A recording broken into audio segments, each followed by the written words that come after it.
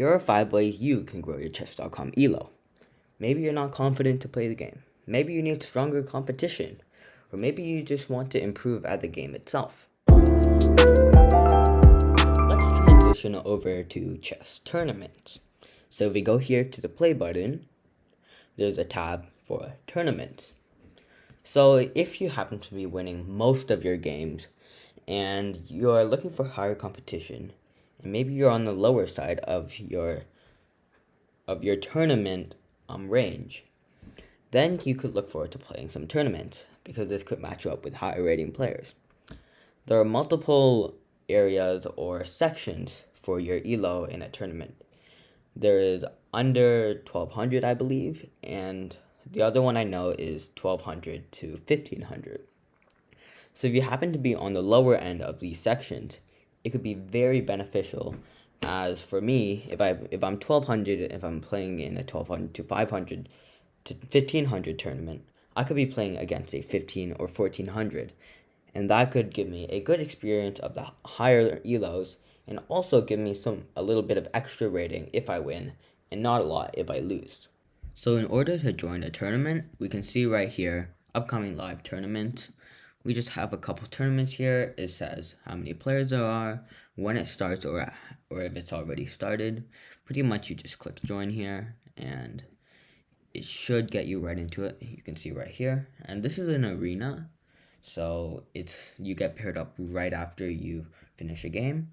Other than in, I believe it's called Swiss, where you wait till a round is finished and then you get paired up with someone else.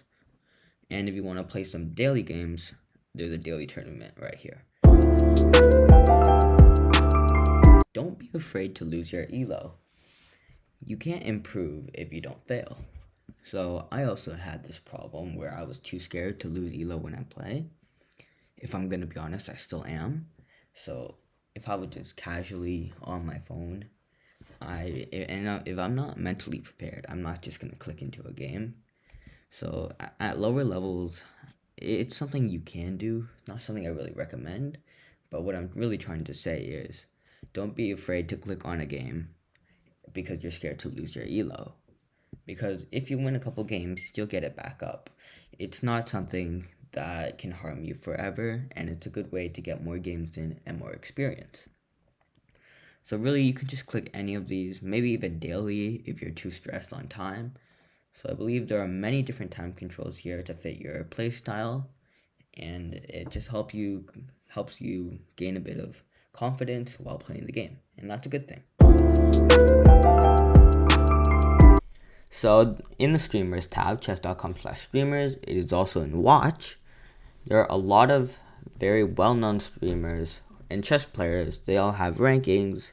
They're all very strong.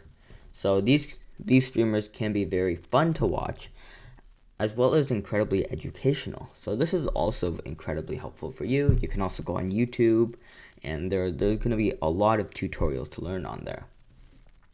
So what you can also learn from these streamers is a bit of theory. So if we go to Learn tab, there's opening and endgames. If I just go to openings here, there's a lot of openings you can choose from, of course. And these, if you go into it, I believe there's some chats here.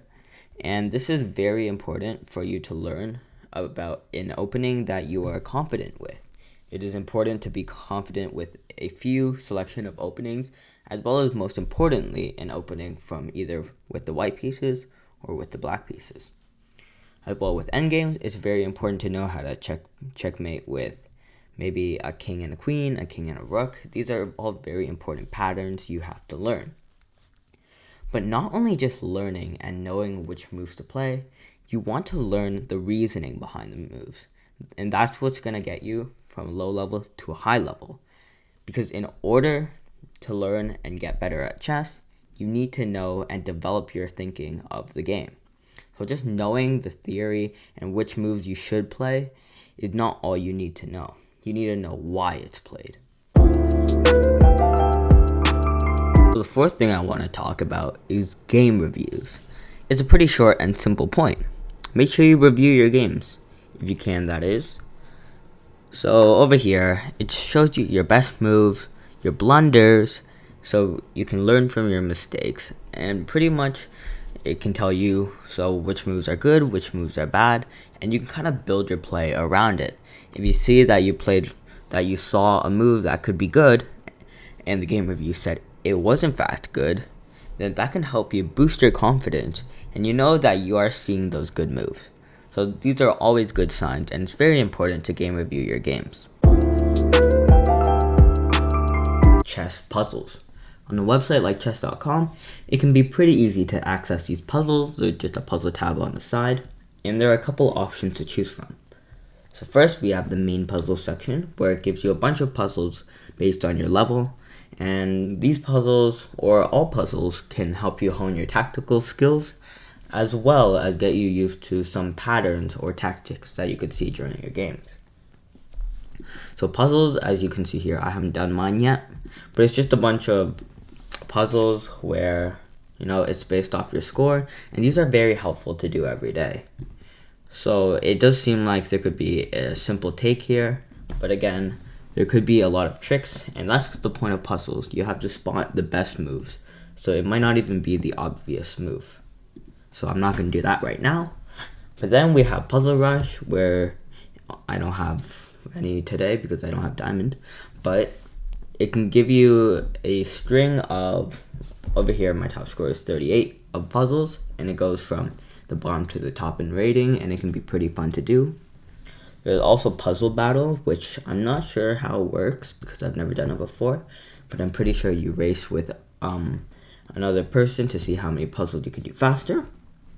And then there's the Daily Puzzle, which are some interesting tactics that it can be very fun to do, and I suggest doing the Daily Puzzle. And then we have the Custom Puzzle.